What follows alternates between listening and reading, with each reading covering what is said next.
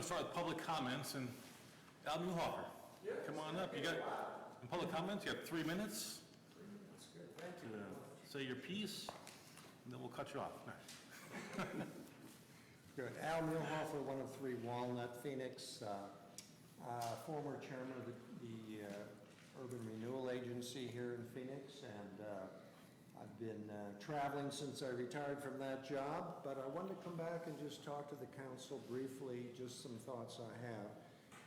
I read the Mail Tribune article on August 5th regarding fighting the market forces as they are to try and get the downtown property filled with something rather than just grass. And I thought about it, and I just wanted to throw this out to you because, as some of you already know, in the past we interviewed 3 commercial real estate agents, and we chose one, Jeff Rogers of John L. Scott Realty.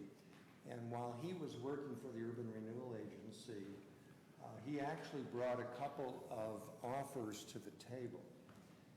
We turned them down. They were not ideal, but the point I want to make is that I understand you're going to be going ahead and looking at putting the properties on the market again. Am I correct about that? Yep. Yes. Okay. I really encourage you to interview Jeff Rogers and 2 other agents. 3 is always a good number. And my concern is, and this is old history, that when you look at these properties and developers look at them and they say, hey, I'll give you $1, I want complete control of the project, that's what you're going to get. And my point to you is, think about SDCs, think about all the charges that you would normally have, and they're going to have to be reduced drastically, otherwise nothing's going to happen in this downtown. You may or may not agree with me, but nothing is going to happen.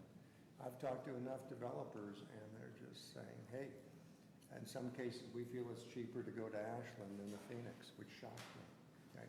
And I'm not going to reveal who those people are. They told me that in confidence. But, in my 3 minutes, I just want to say, hey, think about it. The properties have been on the market off and on for many years. Right now they're off. But something needs to be done. And I'll come back in another year and check in with all of you and see how things are going. But you're going to have to look at the downtown differently. For those of you that would say, oh, we don't want to do that, we have to treat the downtown like any other place, we can't reduce SDCs and so forth. I say, well, that's not really the case. The downtown is a special place. And you're there every day, and you probably get tired of looking at the fields every day, and sometime you would like to have at least residential units, okay? I don't think we're ever going to see mixed use downtown. I think those ideas, we talked about them in urban renewal, I think that's over with.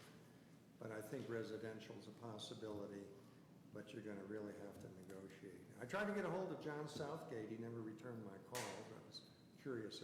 I don't know, are you still involved with him at all? We are, and he's on tap for a meeting, September 3rd. September, yeah. Okay. Next good. meeting he'll be here if you want to catch up with Good. him. Well, I hope he can do something for you, but I think Yeah. in the final analysis, you need commercial brokers that know the valley and know the real estate market. And, I've talked with Jeff Rogers, and he says, I've got potential offers, I think, but they don't want to hear about my terms or the terms of the developers, because they're tough. Yeah. They're really tough, and they're not ideal. They're a long way off.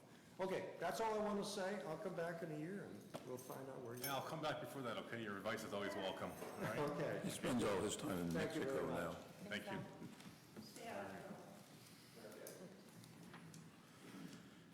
Also, a non-agenda item is Carolina Marshall. Come on up.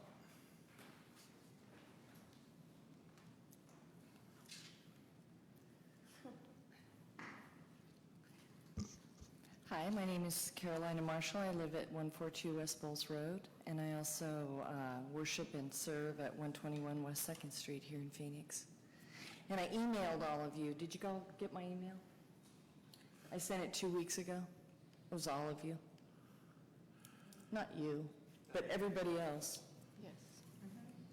Yep, everybody. Anyway, I heard back from Aaron, and he couldn't answer my question. Or it wasn't up to him, is what he said. And you guys can look at it, or I can resend it, or whatever. I'm feeling sad, although when I came up and sat down, it was like, it's really good to see all you, and I'm going to be scheduled now so I can come to all the meetings. Jared's going to let me come, so. This Thursday is the community dinner, Thursday, August 22nd at 5 p.m. We're going to be serving pasta and vegetables and some delectable dessert. And you're all invited. And it was, and I wanted to also say it was really great to see you all at Dog Days, the ones I saw there. That was fantastic. We had a good time. Your dog's famous on Facebook now, Chris. I know that. Diesel. And I guess that's it. Oh, and I see that on the agenda today, one of the items that I emailed you about is on the agenda, and I appreciate it. Thank you so much. All right, thanks, Caroline. Appreciate it. I want to recognize Commissioner Bob Strasser, who's here this evening. Thanks for attending, Bob. Appreciate it. Now we have the consent agenda, and I'm going to pull the minutes from the last meeting. Does anybody else want to pull anything else from the consent agenda? All right, well, I'll accept a motion to approve the consent agenda except for item B2. So moved. Second. Any more discussion? All those in favor say aye. Aye. Any opposed? Okay, it's unanimous. Now, I pulled the August 5th, 2019 minutes because, and I'll email Aaron after the meeting or tomorrow, it just didn't seem to capture what we talked about as far as our city council rules of procedure. The role of the counselors, the role of the presiding officer. We had a nice discussion, but in the minutes it doesn't synthesize what we talked about and relay the ideas that we put forth on how we should govern ourselves. So I really want that to be memorialized in the minutes, and I'll email Aaron with that information probably tomorrow or the next day, and we can, I think, adjust the minutes accordingly. Okay? I'll take a look at it tomorrow. Okay, cool. Anybody else want to discuss anything about the minutes from August 5th? I would just say that that study session, I got a lot out of that. That was interesting. Well, the study session was a meeting before that. Well, no, not the study session, but that conversation Yeah, me too, yeah. about the procedure. I thought that was fascinating. Yep. Educational. Yeah, we just learned a lot how the city councilors, if they have a problem with the presiding officer, they can just talk to a point of order, and they can ask that we discuss Point of order vote. a ruling by the presiding officer, and then we can have, you can call for a vote on a ruling, you can have a second discussion, and vote on a particular ruling like you can with a lot of other things in city council. There's certain things within the city's rules of procedure or the council's procedure in the charter that lays out some things that the presiding officer can't do. He can't just make up what our quorum rule is. It's 4 people, 3, and you can include the mayor to get 4, but you can't just change things willy-nilly that are in the city charter or in the council rules of procedure. So I just want that kind of information from, in the minutes so everyone can see what we talked about. And that was that. Next up, we have new business, and it's discussion to provide water outside the city limits. For some time, there's one organization in town that's tried or attempted to have water delivered to their facility via the city of Phoenix. There are a couple lots outside the city of Phoenix, and Rod Howell's here. I'm going to have him come up and talk about his desires regarding water. And I'm going to give him a little bit extra time to talk about it, but I just want to let him know that we didn't forget about him. We're here tonight to talk about that particular issue. But Rod, why don't you come on up and tell us a little bit about why you want water delivered to your place and why you Well, want thank you, Mr. Mayor. I'm Rod Howell. I pastor Central Neighborhood Church at 4777 South Pacific Highway in Phoenix. Central Neighborhood Church has been here for 70 years. We were up in the corner of 2nd and B Street for many years, and then I've been pastoring here for 30 years now. My wife's a school teacher at Phoenix Elementary. So we've been here forever in this community and caring for the community. But our facility, of course, is extremely small up on 2nd and B Street. So 25 years ago, we were looking for more property to expand. nothing was available in the city, so we found as close as we could, which is 100 yards in the county. We built our new facility. We put a pipe right out to the street, thinking, well, someday when they get water, we're on a well, we'll get more water. So I've been knocking on people's city's door for 25 years now, talking to city managers and everything else, and mayors. They've always appreciated our church. We've been there forever and been in the community. Our one well, produces 1.5 gallons a minute. We've drilled 2 other holes at $20,000 and got nothing. So we've been expending everything we can trying to figure out what we do with water, very minimal water.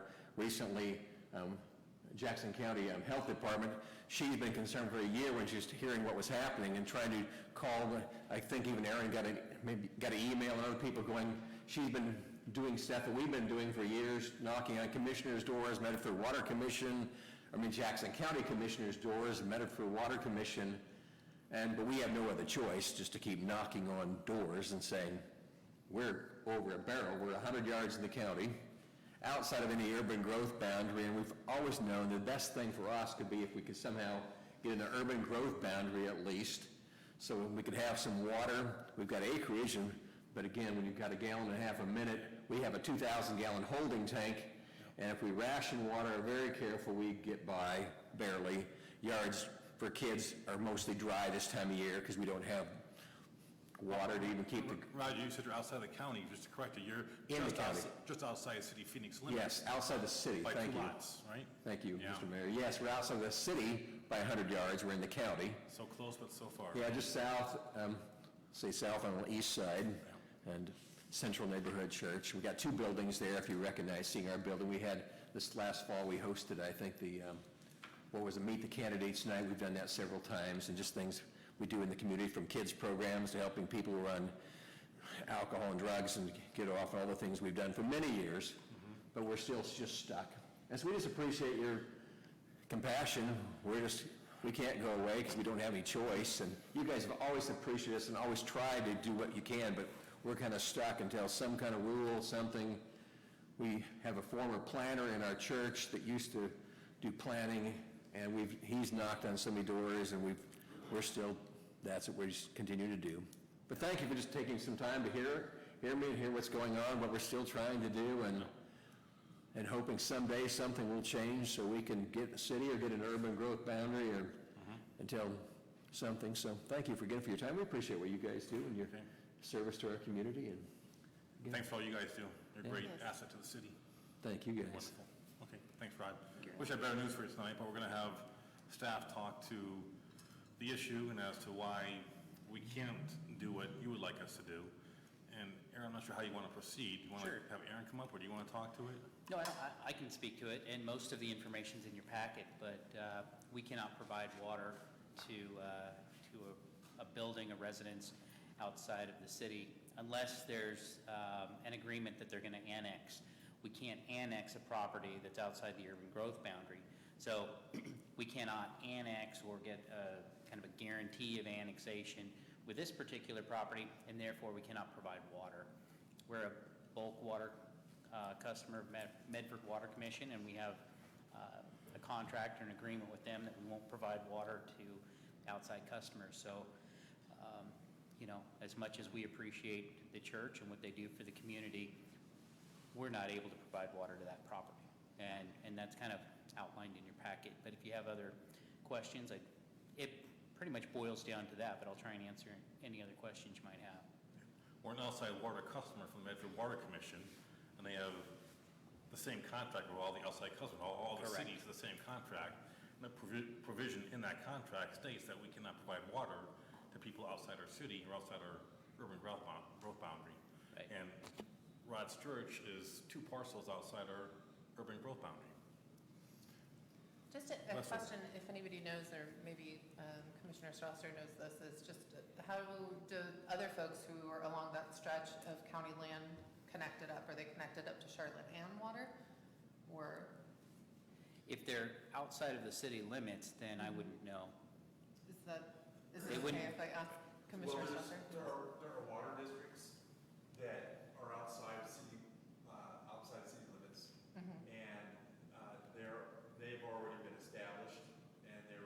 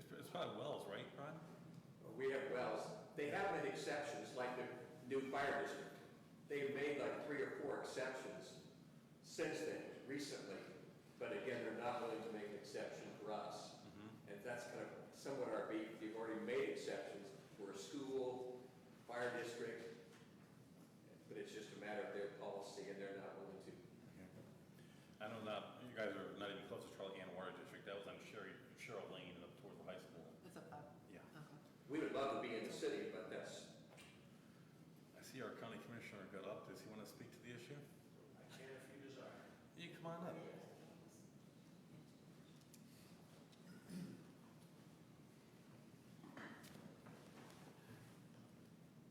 For a number of years, about Bob Strasser, Jackson County Commissioner. Yep. And I'm no longer on the Water Commission, but for about 16 years, I was the liaison to it. And then for another year after being elected as a county commissioner, I remained while we sorted through things like lead pigtails and other stuff like that. The entities he mentioned are all what would be considered governmental facilities, and that is an exception in the resolution. So that is why some of those exceptions were made from what I have heard. As for the county commission, I have not had the opportunity to talk to this gentleman at any point that I can recall. Now, perhaps it was someone else on the Board of Commissioners, or perhaps it was a prior board. Right. So as I understand it, this has been going on for some time. Been fighting the battle a long time. Yeah.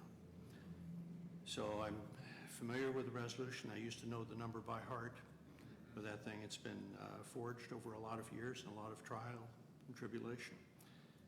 And the city, under its charter, the Water Commission is a separate entity. And the outside customers are cities they contract with. The Water Commission is not a rural water supplier. They're a treat and transport entity. So you contract with us, we treat the water, put it in the system, you get it here, you have the Talent Ashland Phoenix tap line. Right. So I hope I've answered the gentleman's question about the exceptions that I've heard him indicate. Good. Thank you very much. You're more than welcome. So I just wanted to have the discussion so that Rod knows that we didn't forget about him when we were working on the issue. I just wanted Aaron to speak to it, and we had a discussion with our city planner also. But I wish we had better news for you, and that's just the answers that we're getting. Government at its best, right? Councilors have any questions on the issue? Well, just one clarification. I know where you are, and there's others to your left and your right if you're facing the street. Where do they get their water from? Do they all have individual wells? there's one on just this side of us that is in the city, and across the street, they have a well. Across there next to the irrigation, and they get about 5 gallons a minute on the other side of the street.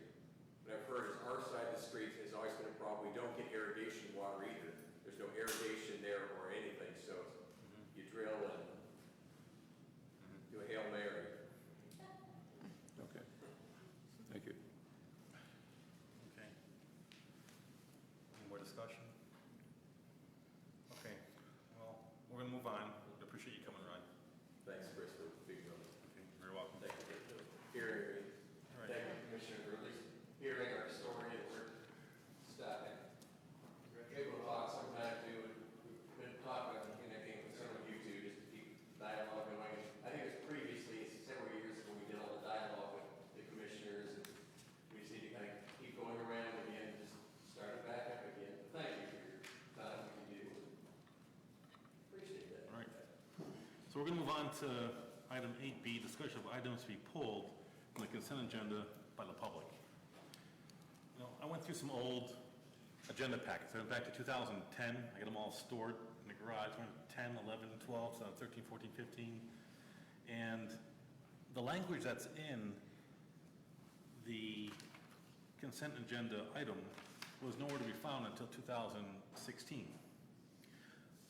Today, I couldn't find any similar language in the Medford agenda, Eagle Point, Central Point, Talent, Jacksonville. I don't know where it came from. When I saw it there for the first time, I go, where the heck did that come from? And I have no idea how that got into our packet back in 2016. Nobody else has it. We didn't have it for years and years and years. But with that said, I'm going to open up to some discussion. And the discussion is, I think, revolving around, should a citizen have the right to tell the council to pull something from the consent agenda. Now, they can do that during discussion. They can ask and call up the city councilor, say, pull that. They can talk about it during public comments that we just had and say, I'd like to have the council discuss a particular item. But nowhere else do I see where anyone else but a city councilor or the mayor has the right to pull something from the consent agenda. Just kind of odd. But with that said, throwing off some discussion, Councilor Westover. So just the way I remember this entering kind of our agenda process was when Dave Canner came on as the city manager. We didn't have a consent calendar. Our meetings were kind of messy, and so this was something that Dave helped us put on the books to help us have more efficient meetings. Just one point of clarification. We've always had the consent, even back to 2010, 11, 12, we go through the old packet, it would say consent calendar, and on all the other cities' agendas, it'll say consent calendar, but there's no direction, there's no description sitting there. So we've had it since 2010 that I can go back to. Okay, interesting. I don't remember using it until Dave came on to put it on, so maybe he is the person who institutionalized this language. Yeah. But that being said, I do, usually like consent items, consent calendar items are like relatively like administrative and we just go through them. But I also don't see a problem, like if somebody wants to pull it off and discuss it on a regular agenda, that's kind of what it's there for, is if a counselor can do that. And I think it would be fine for a community member to make that request. And then I do think like as a part of process, one counselor would have to say, like, I make a motion for that request. So, but I do think that being said, if somebody wants to talk about it, we should be amicable to that, and it would just take a motion from somebody on the council saying, yep. Like, that's probably the process way that it would work, but. Exactly. No separate discussion. Now, staff is recommending. Yeah, I Go agree ahead. agree with what you've said. I haven't seen where the public has an opportunity to direct council and direct a business item. Yeah. And so I think it's kind of out of place. The council runs the meetings, right? Right. And the public has an opportunity during public comment to suggest something be pulled from the consent calendar or consent agenda.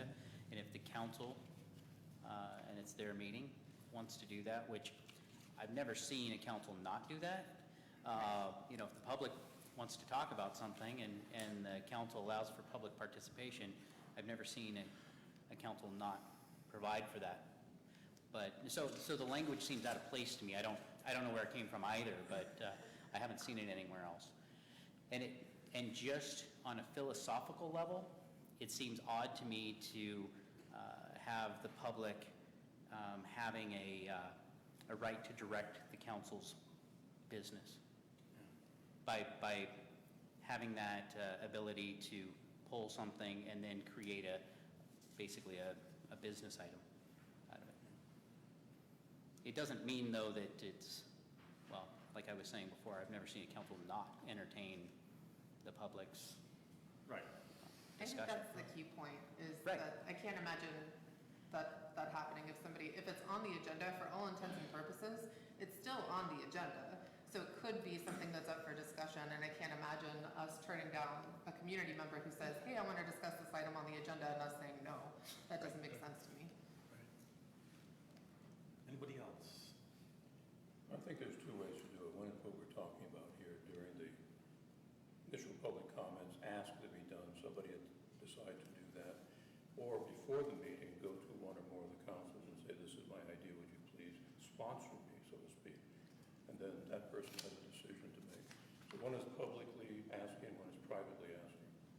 And maybe it starts with the private, if you don't get a response, try the public. So I think there's two approaches to have what you want, but just do it in a way that's appropriate to the business and authority and responsibility of the council. Well, it seems like we have a general agreement. Go ahead, Terry. I say we do it in public for transparency. I say that if a person wants to have something pulled or re-examined, looked at closer, that they can come up in public comments, make their statement, make their case, and if it's compelling, we have an obligation to search it out. But if it's not compelling, we also need to be able to retain the authority on whether or not we pull or not. We have to have that authority, otherwise we won't be running our own meetings. You know? I would say, come on up, we'll listen, and we'll hear what you have to say, and then if they're making a compelling case for what they're talking about, then we won't pull it. We'll go ahead and talk about it. But I think, if anything, I get really nervous when I hear suggestions. With all due respect, I respect you more than you know. Really, seriously, you're the smart one of the crew. You know, he is. But when I hear about approaches privately, then there's always that, oh, we need more sunshine. We have to be more transparent. So I say let's just start off transparent. Have that specifically in our rules. If I may, if you suggest doing the public part, which is okay, fine, are you then suggesting that one counselor take it upon themselves arbitrarily to pull it, or do we need to vote as a group to pull it? How about if one counselor makes a motion that we pull it, and we just let the rules take it from there? But then you come and vote. I move that we pull this second, or it fails, or second, then we vote, okay, let's not pull it. That's the way it is now. Yeah, you can pull something on the consent agenda, like I Right. did earlier. Right, Same I want to thing make we're sure, doing though, now. that we're practicing that here. Yeah. Okay. That's my thought. Do you have any objection to us moving forward? Doing what they said? Okay. Well, I do want to make sure, I think it's not that complicated. Like, if somebody wants to talk about something, the way that the agenda is formatted right now, if they want to talk about an agenda item, they can put that when they're signing in, they can put agenda item, right? But there's not currently a way for them to do that about an item that's on the consent agenda. So what I want to make sure is that we're not getting, because there's no like agenda numbers on the consent agenda, right? So I just want to make sure that we're still allowing, if people come up and they want to give public comments and they want to talk about something, that we're making room for that. They can certainly do that. They could put the number on the sheet. Okay. And they could put, you want to discuss item, I don't know, 5, you want to discuss the consent agenda. Okay. But, So the question is, they'd have to do it during public comment. yeah, so that's when, so like, just so we're clear about the process. So somebody wants to come up and they want to talk about something that we put on the consent agenda. Because honestly, most of the time it's something administrative, but sometimes there's stuff on the consent agenda that, like, as we demonstrated today, there's something that a counselor wants to pull even. So I think as long as we're making room for somebody to come up during public comment and say, I would like to discuss this item that's on the consent agenda, I would hope that those council would, I think it's pretty basic to let somebody talk for 3 minutes about an agenda item. I agree. Yeah, and it's only happened, in the 9 years I've been around, it's only happened one time in 9 years. So it's a rare occurrence. I don't think anybody on city council has any objection to somebody coming up during public comments, hey guys, can you please pull this item? I think all of us would say, sure, right? Yeah, Okay, okay. just to clarify. But we do need to instruct staff to make the change in the language. So do you need a motion, or do you just want direction from council? I have a motion on the sheet, but if you You want to, do. I mean, so if you'd like to make a motion, that'd be great. I think that we get the gist of what you want. Yeah. We'll just take that word out. So we want to make a motion just to make sure we're concrete in what we're doing? How would you? I move items on the consent agenda are considered routine and will be adopted by one motion. There will be no separate discussion of these items unless it is requested by a member of the council or staff.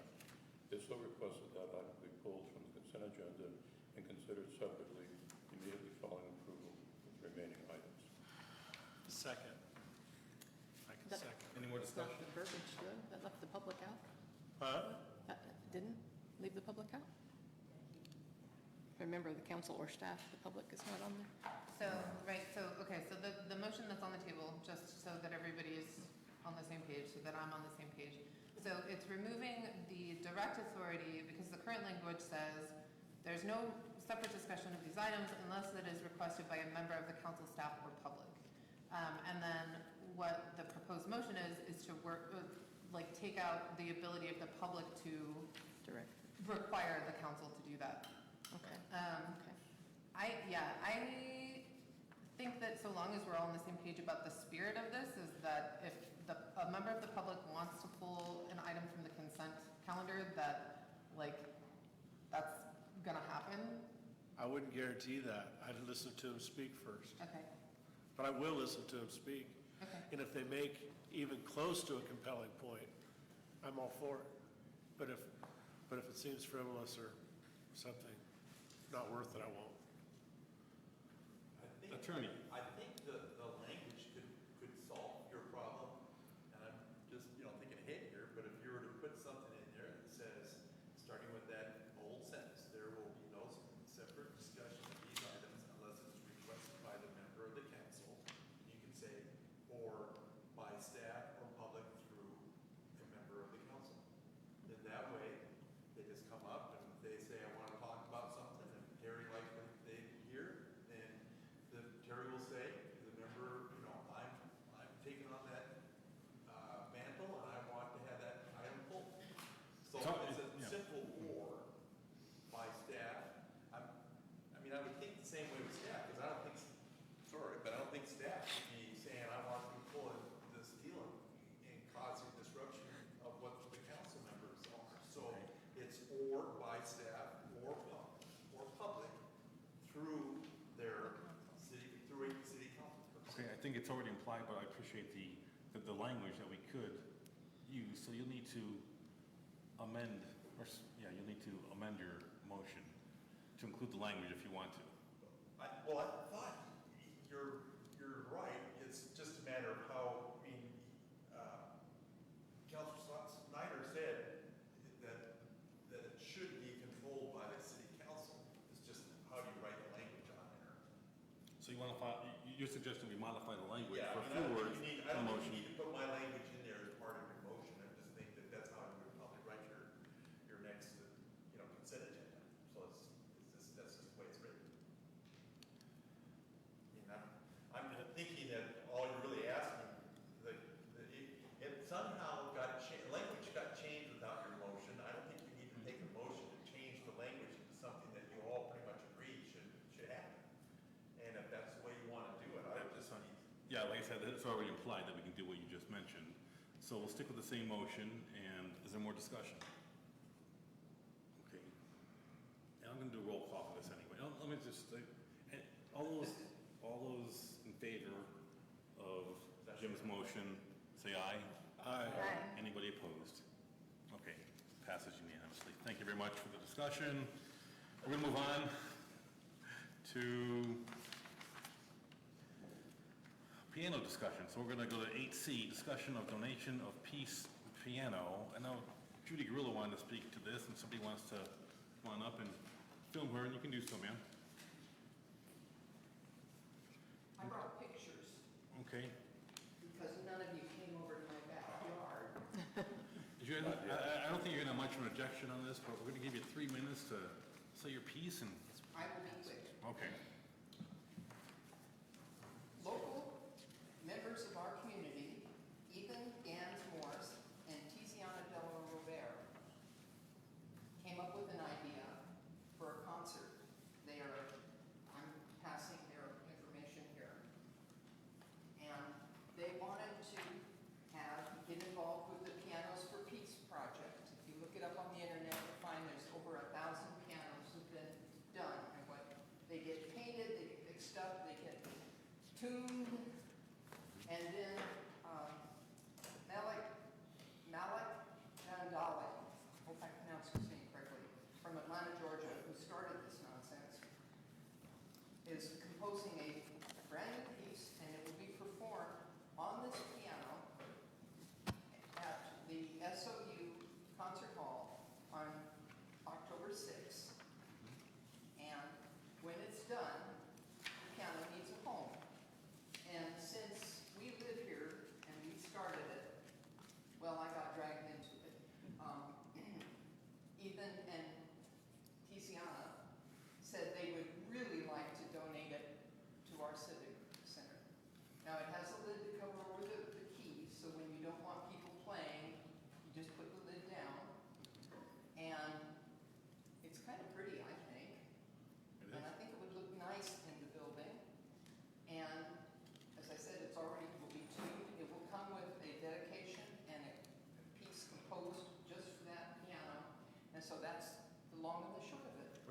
Judy. And they wanted you to have it, us to have it, Okay. so, okay?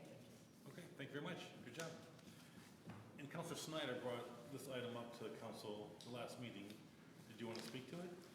Just a little bit. One of the things I'm not clear on is how we would get it from there to here. Oh, it'll be delivered. You know, all you have to do is open the door at the right time. It Okay, will be delivered, you don't have to do anything. good. Just wanted to clarify how we're going to do that part of it. What I think we should do is have the staff go in and do a quick analysis, because it's not just accepting an item, it's where it's going to be put, how it's going to be maintained over a period of time, how it's going to be displayed if it is, just so we have some sense of feeling how the staff is going to deal with having an entity for the first time. And any pros and cons you can think about having it here versus someplace else, just so we have some ideas of whether or not it's a good idea to take it, and if we have it, how do we execute the good idea. I think there's a tie-in between the theme of this and something that we actually have out in our park on the Peace Tree. So it's a kind of a tie-in of two things, an indoor and outdoor thing. If the piano's in excellent condition as it's supposed to be when we get it, it's playable, and it could be used by some of these bands, like when we had the event not too long ago, the group came from the high school, I think it was, but maybe some band would need a piano to play. Yeah. It's already here. The downside of that is we have to keep it in tune, and I don't know how much that costs, over the years. But personally, I think it's a doable thing. It ties into the community because it's our people. It ties into things we already have available here as a theme. And it will be well decorated. It will also go along in a certain sense with the mural that we have down at Exhibit 24. The same person did it. And in a certain sense, the style might be, style elements might be the same too. So it's beginning to build part of the city of having art in our city. So this is just one more data point along the way in what I think of. Okay, thank you. Anybody else want to discuss it? Anybody have any objection to instructing staff to look into accepting the piano? All right, do your thing. All righty. Okay, thanks a lot. Next up on the agenda is item 9, an ordinance reading and adoption. It's the first reading by title only of ordinance number 1006, an ordinance of the city of Phoenix adopting the economic element of the comprehensive plan. Second reading and public hearing is scheduled for September 3rd, 2019. I know we have some people that want to speak on the item. It's not our official public hearing, but people can speak on the item if they'd like. But we'll have staff come up first, Aaron? Sure, I think that's a good Okay. idea, and I'd like to have our planning director, Evan McKenzie, speak to this. Great, thank you.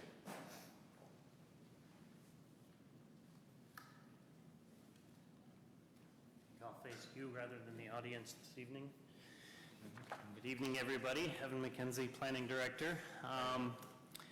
This has been in front of you several times now, so hopefully there is not much in here that is new. However, what is new is of potentially great consequence to the city of Phoenix and the entire Rogue Valley, and in fact, all of Southern Oregon.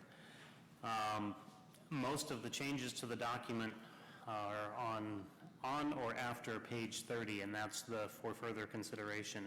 And again, we have discussed this. Based on testimony we received at our discussion session,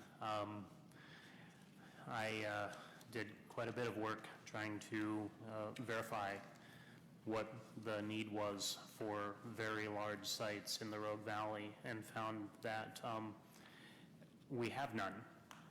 And so it's a very difficult thing to gauge. There really are only 2, and neither of them are 100 acres or more. Both of the ones that we have are constrained. And so that kind of led me down the path of, well, we weren't really looking for something because we didn't have it. Nobody was approaching us with that need. Before the Model T, nobody was going to the Ford dealer. So we're in a similar situation. We have the potential to provide a development site that does not exist between Eugene Springfield and Redding, and certainly not in Jackson and Josephine counties. we are going to have some difficulty accommodating that need. I think everybody is aware that we are not flush with money, and neither are we flush with other resources. But I also think that a project of a 100-plus acre size would be significant enough to absorb some of the costs associated with expansion into PH5 and actually help us move forward rather than hinder us. The issues are not insignificant, and they are noted within the document itself, and also specifically addressed in some new language in Goal 3 for the South Valley Employment Center. I think it is critical that we all understand that we will be held to the standards of regional problem solving, and that we will commit to follow through on that. And then I think the biggest other point to make is simply that this is not a UGB expansion application. It is simply the economic element. So it is one component of what will eventually be an application to expand the UGB, hopefully very, very early next year. We are on track to finish the remaining work we need to do. That's a minor update to the housing element, the land use element, and all of that will culminate in the urbanization element, which basically says, this is what we need, can we have it? That's the really, really, really short version. That is an application that will go to the state, and the Department of Land Conservation and Development has final say. Hopefully nobody appeals. I know we have interested parties here who I honestly would like the opportunity for them to be heard, mostly because I will not be here for second reading, and if the council has an interest in making any changes, hopefully not major, possibly minor, that gives me a little time to incorporate those for second reading. We'll hear from anyone that wants to speak to it tonight. Yes. So given that you've seen this several times now, I don't think I need to ramble on much longer unless you have any questions. I just want to hear your description of what goes on when somebody comes into the valley. You talked to us already. They're interested in a parcel, 100 acres plus, and they come into our valley. Well, what happens when they approach Sorretti? So for a very large site like that, they will probably be referred by someone in Salem. And they'll say, these are my needs. Chief among them are certain things. Usually they'll have a site size, a minimum site size in mind. That'll be number one. Then they'll look at, do you have the utility capacity, water, electricity, gas, internet? Is it shovel ready? Well, and I think the easy answer to that question, no matter what we get at this point, will be no. But how long will it take it to be shovel ready? Does it have access to a water port? Well, no, obviously for us. We're not getting those inquiries. Is it near an airport? Yes. But we're not getting to those points of the inquiry because there's nothing here that's 70, 80, 90 Exactly. acres. So people come into our valley and say, hey, we're looking for a 85-acre parcel, and somebody says, too bad, look elsewhere. So that's where the language in for further consideration really comes into play. The biggest site in the two-county area is 81 acres, and it's next to the airport, which means there are height restrictions from FAA, and some companies are hesitant to locate near where an airplane might crash, however slim the chance might be. And of course, the height limitation does restrict what you can build. If you need a tall facility for who knows what you're doing, you may not be able to do it there. The only other site is what's referred to as Avenue A in White City. It's 65 acres and it's shaped about like this, which works great if your plant has a big conveyor belt and it's going from one end to the other. Not so great for probably a number of other things. And that's it. That's all we have. Right. We don't have anything larger, and the ones we do have that are even somewhat large are both constrained one way or another. we have the ability to provide a site that does not have constraints in PH5. Nobody else does. And because that need is missing today, it falls out, completely outside of what we would typically look at as the 20 and the 50-year growth horizons, because we don't have it at all. And so one could very easily argue that this is not a 20 or a 50-year need, this is a today need. To elevate us to that next level where those site selectors are looking at Southern Oregon and saying, okay, this could work for us. Whereas right now, they're just being turned away, they're not even coming down here to look.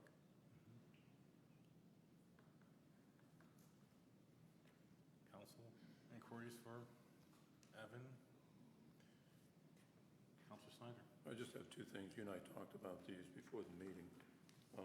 One's on page 71 of our packet, and the other on 83, and they're both the same thing.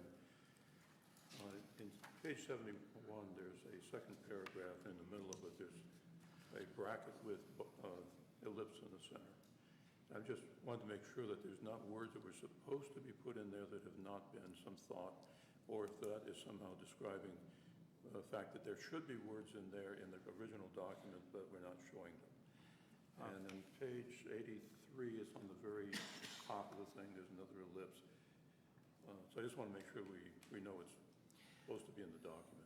Those were in the language that came to us from Matt Brinkley, and I believe that those would basically reference text that was omitted on purpose for brevity because it wasn't necessary. I can certainly ask Matt if there is a reason for that. That's my assumption. I'm happy to try to find out if my assumption is wrong.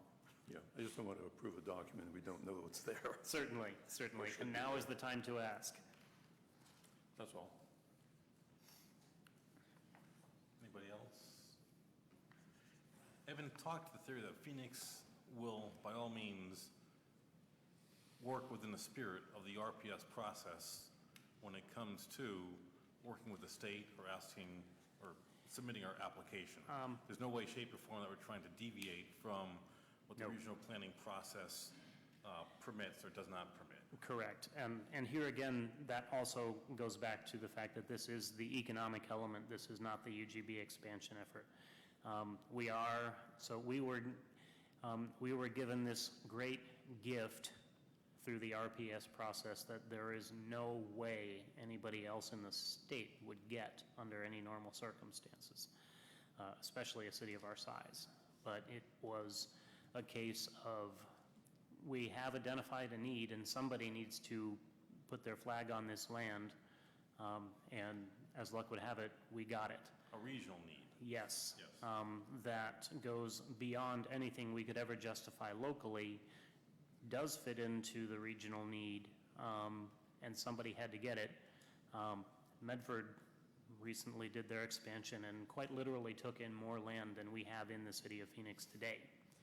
So if that land had gone to Medford, they would have gotten even more, and we would be stuck with maybe 100 more acres.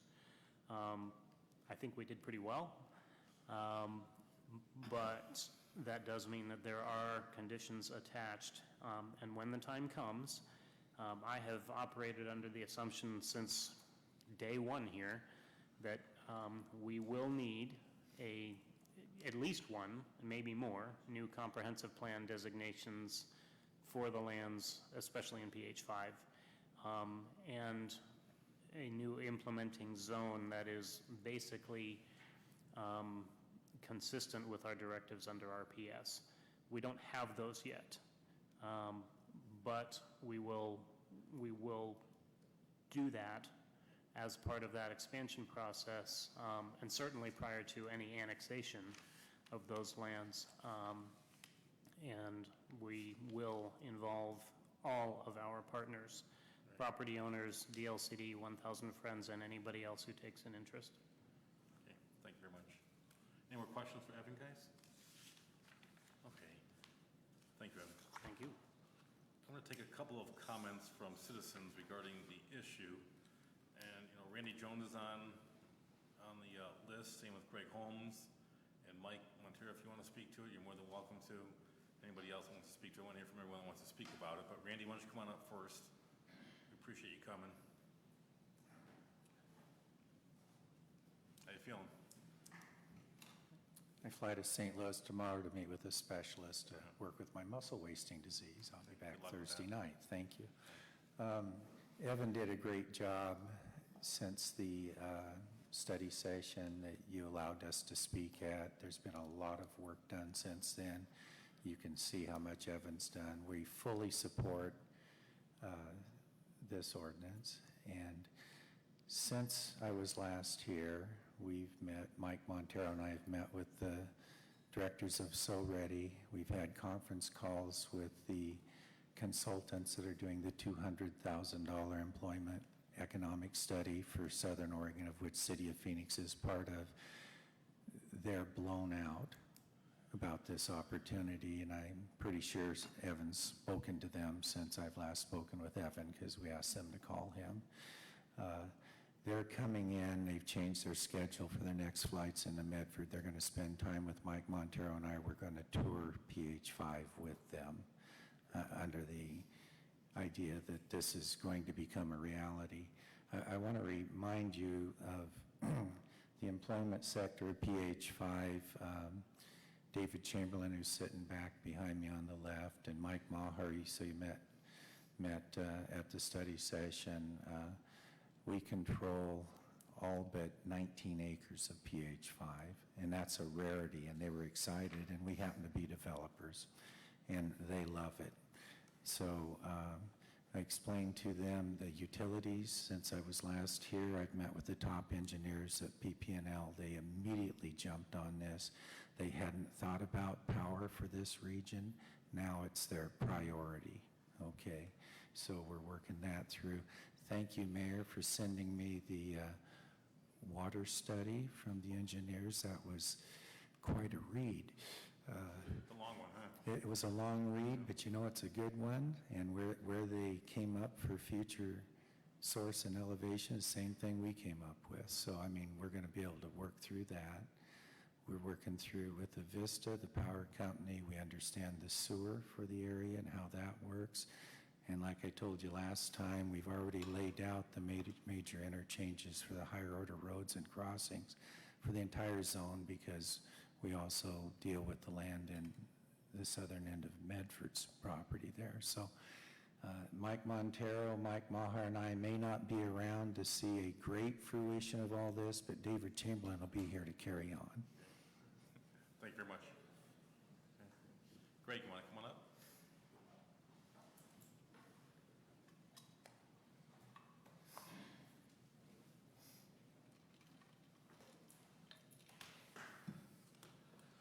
Mr. Mayor, members of the council, my name is Greg Holmes. I am the Southern Oregon advocate for 1,000 Friends of Oregon. I've been in this position since 2002, was involved in the RPS for 10 years, went to very nearly every public meeting and every hearing during that entire 10 years, including many here in Phoenix. This is my Glutton for punishment. Yeah, oh geez. My last appearance, I think, before the city council here in Phoenix was actually up at the old Public Works building. Right. I've been before the Planning Commission here, but never you all, so thank you. Oh, my address, just for the record, is Box 2442, Grants Pass, Oregon. So, like I said, I was deeply involved in RPS. In the end, ended up supporting it, including the concept for the South Valley Employment Center. We did have a major concern at that time that there was no way that Phoenix was going to be able to justify bringing in that much employment land by themselves. RPS was a special deal and the special rules applied, but now that that's over, we're back to the rules that apply to urban growth boundary expansions here. So that's part of where the requirement for the regional study came from that you all have completed.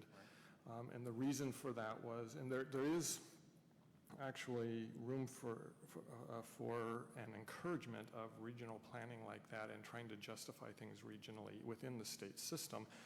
It just happens, unfortunately, very rarely. So you all are ahead of the game as far as that goes. The regional study, I have a few qualms with, but by and large, it does lay a foundation for bringing in more employment land than Phoenix would otherwise have been able to justify on your own, and that was entirely the purpose of it. That's great. And so having said that, I've been following and working with staff, and I appeared before the Planning Commission with some concerns about the economic element that was being developed as a result of that and the local study. I'm happy to say that a lot of the concerns that we had at the Planning Commission stage were addressed by revisions that have happened since then, and became pretty comfortable with the document until the last round of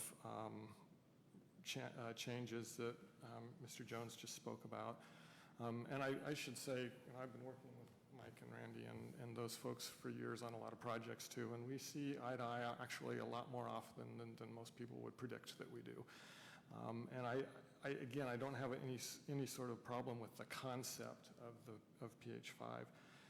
The new language that's in the for further consideration section that Mr. McKenzie just spoke about, though, is a little bit concerning to us, just because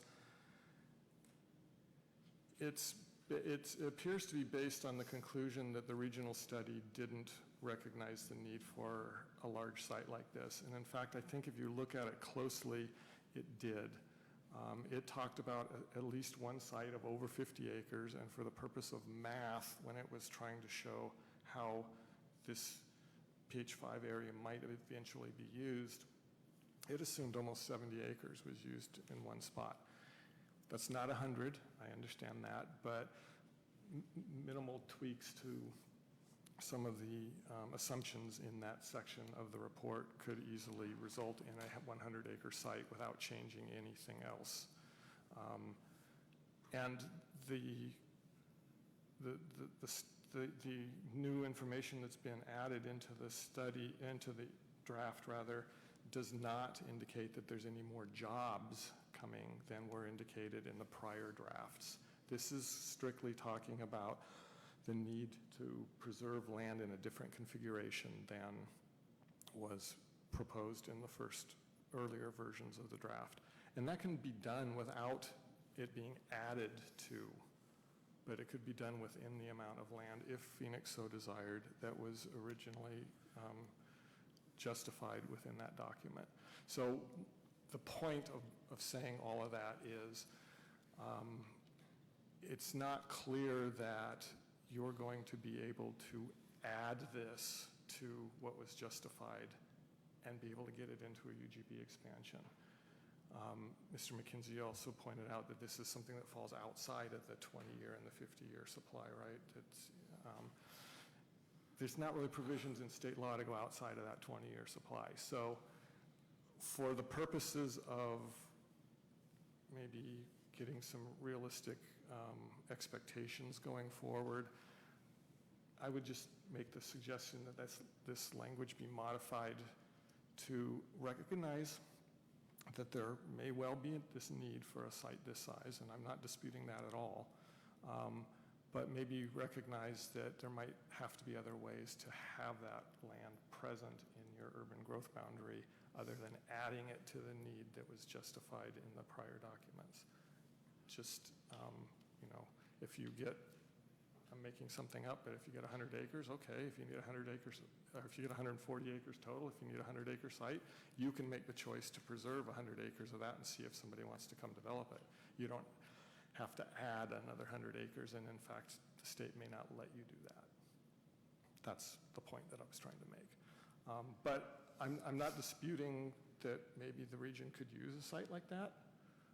It's just how you actually get there that might be challenging. And I know that's a discussion for the future, but when we get to the UGB expansion piece, this document's going to come back into play. So we just prefer to see it that left a little bit more general because it might be a challenge adding it. Thank you for your time. I'm happy to try to answer any questions. By and large, though, I mean, I like the direction this has gone since the Planning Commission. I think there's been good changes made to it, and with this exception, I think we're pretty supportive. We'd always accept your cooperation and flexibility like we had during the RPS process. Your suggestions, just like the state did during the process.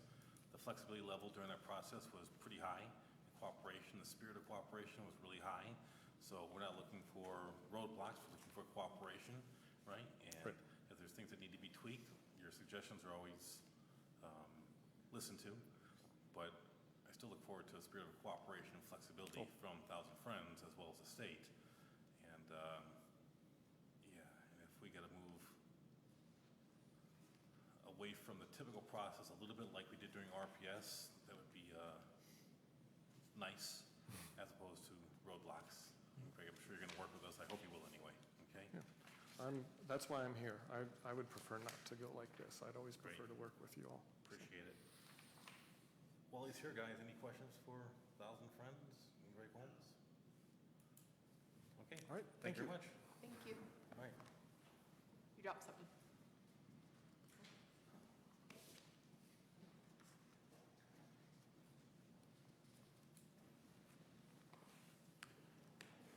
Mayor Lutz, members of the City Council, for the record, my name is Mike Montero. My address is 4497 Brown Ridge Terrace in Medford. I, like the preceding two parties, appear before you in support of the resolution. I think perhaps the city attorney, Councilor Strasser, myself, and Greg are the only ones that have endured the many, many years of RPS. And what appears before the city of Phoenix is really a unique regional opportunity, and one that ought not to be squandered. Now, I appreciate Greg's testimony, and the state does have very specific rules, but this economic element, it's an economic opportunity element, and that's a very important word, opportunity. So in Hovey's study, he made observations and findings that there really weren't the size of potential employment lands that were carved out, that had that were practicable, and that's a term in state statute that merely says this: if you add the land, can you provide the urban infrastructure to actually do something with it? Well, that information was provided, compliments of all you folks that you allowed Mr. Jones and myself to appear before you at the study session, and I think it really augments what was in Hovey's study, and I think that Evan has done a fine job capturing that. The other thing to mention, So Ready is updating their 5-year plan. They have this TIPS group coming in later, and in the interview that Mr. Jones referred to, these folks have worked with a number of economists here in Portland, one of which that I work with a lot. And so to truth out or test out the theory that this could be really attractive to the marketplace statewide, I just asked that question. Are there any sites, when you combine PH5, MD5, which, by the way, while they're in different cities, the collaboration between the two communities and the two areas is critical, because the cost of building the infrastructure is going to require not only the contributions from the developers, which is substantial, but it's also going to require both policy and commitments from both cities to get done what needs to be done. And right now, the environment for that to occur, that cooperation between city, state, county, and both cities, I might mention, in my 40 years, I've never seen the likes of it. It's just fertile for success. So when you think about that, when I talked to the folks in Portland, by the way, for the record, it was Johnson Economics, and I just asked the question, is there a collective 500-acre site anywhere on Interstate 5 in the state of Oregon? And the answer was just plain no, doesn't exist. So does that represent a regional opportunity? The answer is yes. Now, to Mr. Holmes' comment, and he's right, in the Hovey study, it doesn't say, well, where are the jobs going to come from? Well, the jobs don't come unless there's a site that is suitable to attract large employers. The PH5 plan that is before you, and for the record, I represent Harry and David Holdings, and they're the ones with the 19-acre parcel, so, why are we here in support of it? Well, it's for the reasons I just mentioned, because for them to have success, it takes an all-hands-on-deck approach.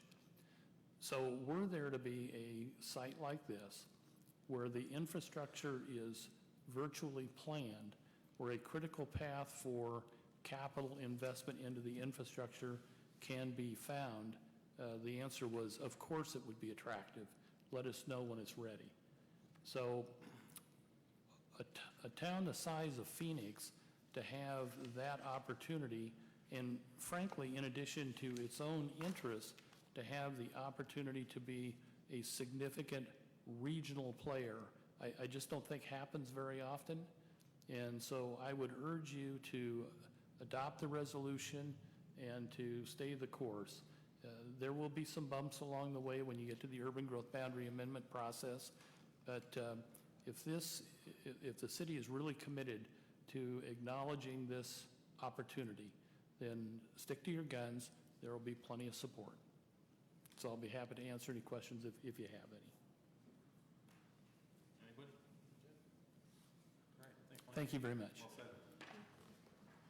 Mr. Chamberlain, you want to speak to the item? No, you're good? Okay, anybody else? All right, thank you very much. We'll open up for council discussion and hopefully a motion. Anybody want to speak to the element? I think it's awesome. I think it's awesome. Me too. I do. Just a quick piece on the piece that we were talking about, that we made more specific under policy piece 3.9, where we name kind of specific lot sizes, 100 acres, 50 acres. I think we're gonna need to be prepared to be flexible there depending on what, how the application from the state turns out. Those are pretty big acres. 100 acres is bigger than the Asante and Providence campuses combined. It's bigger than Harry and David. So just to put like that kind of in scale. So I think that it's fine to have in there, but note that it's ambitious, and we might get some pushback on that.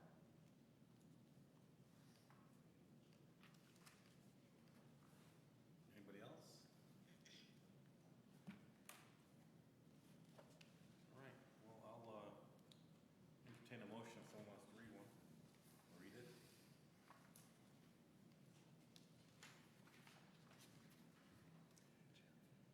I move approval of first reading by title only of ordinance number 1006, an ordinance of the City of Phoenix to adopt the economic element and all supporting documents as an update to the City of Phoenix Comprehensive Plan and repeal of the existing economic element, and move the ordinance to second reading.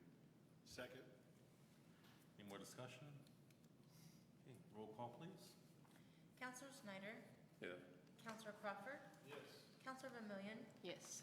Councilor Westover? Yes. Councilor Baker? Yes. Thank you. Great. Exciting news, guys. We're getting close to the end of the meeting. We're at staff reports. City Attorney. Aaron, City Management.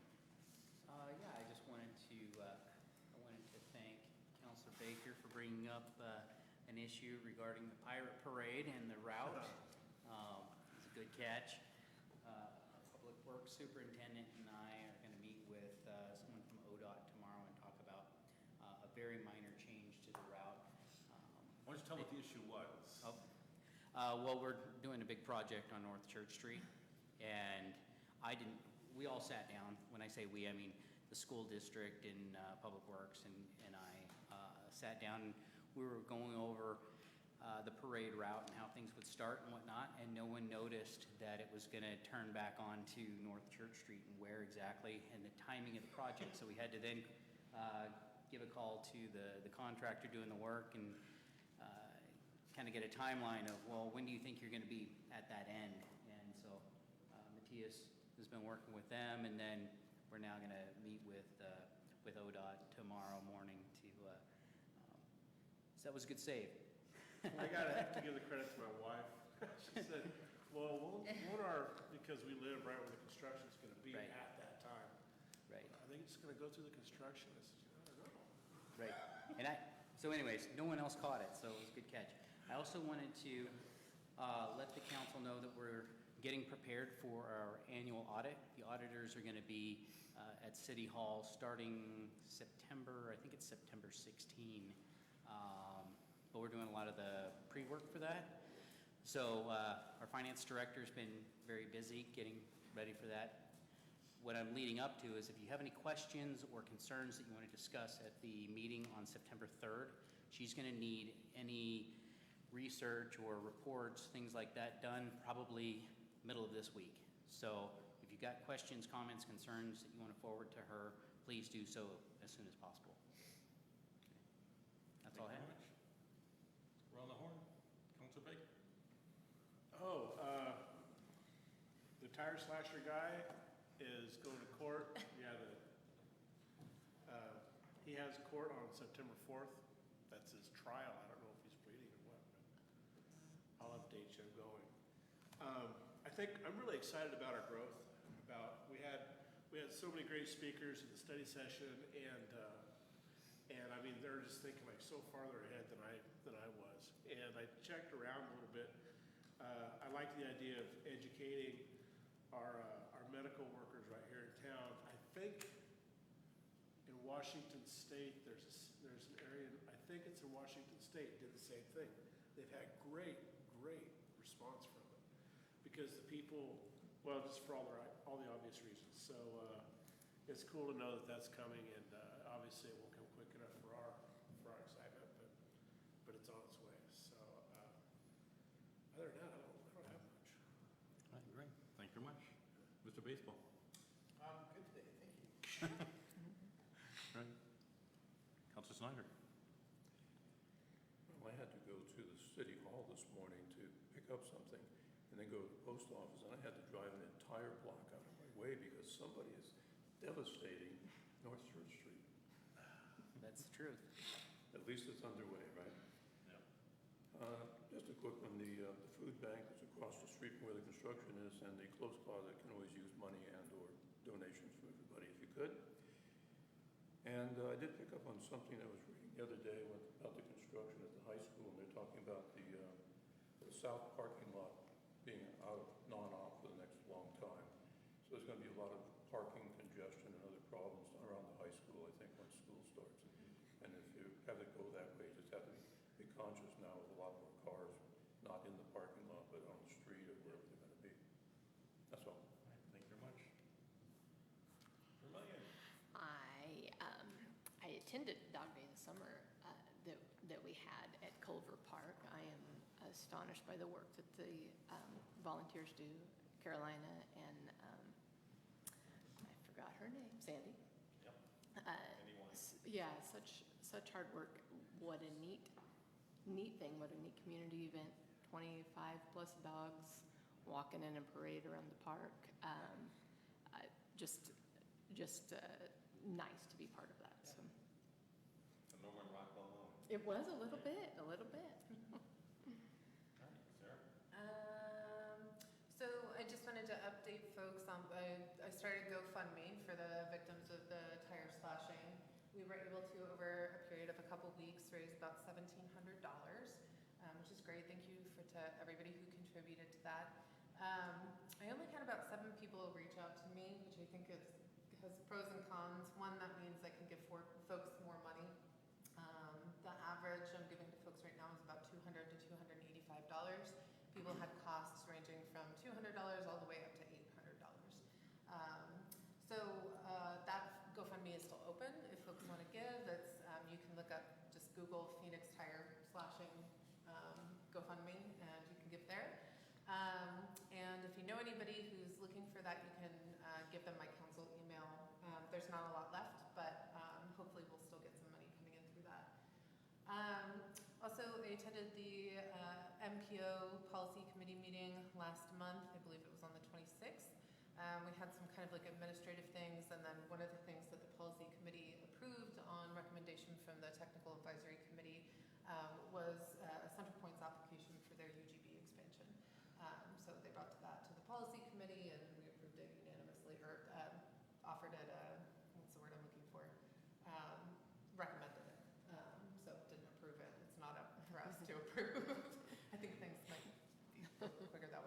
And I also, I am struggling to make it to those meetings. They're at 2 p.m.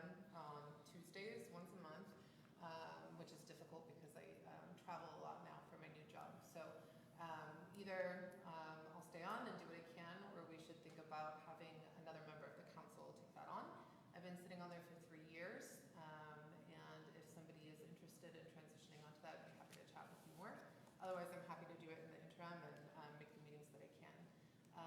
So we should talk more about that in a future meeting. I cannot make the meeting that's coming up next Tuesday on the 27th. So if somebody wants to go and see what it's like, check it out. It's a good opportunity to meet other leaders from other cities. It's pretty standard too that like almost every meeting there's 1 or 2 cities missing. So, yeah, that's it for me. All right, thank you very much. I Go ahead, forgot Angie. to say that Counselor Warren was a dog days of summer, and he really worked hard. He was just going and going. So, yeah. All right, thank you. I just want to reiterate again, I think the study session that we had, I think 2 meetings ago, regarding economic growth in our city, I think it's probably going to be one of the most impactful meetings that we've had in years and years and years and years. And I appreciate, Montero and Jones and Mahar and Greg being here and the state being here. And I'm, again, just going to say I'm really looking forward to cooperation, flexibility, and everyone working together to make this happen. It's a regional development process, and I think it's it'll bode well for Phoenix, but more importantly, the entire region. I think we have some good ideas on the table, and I appreciate all you guys coming and speaking and saying your piece. It was a great meeting. With that said, I'm going to adjourn the meeting unless anyone else has anything else they want to add. Okay, we're adjourned. Thank you very much.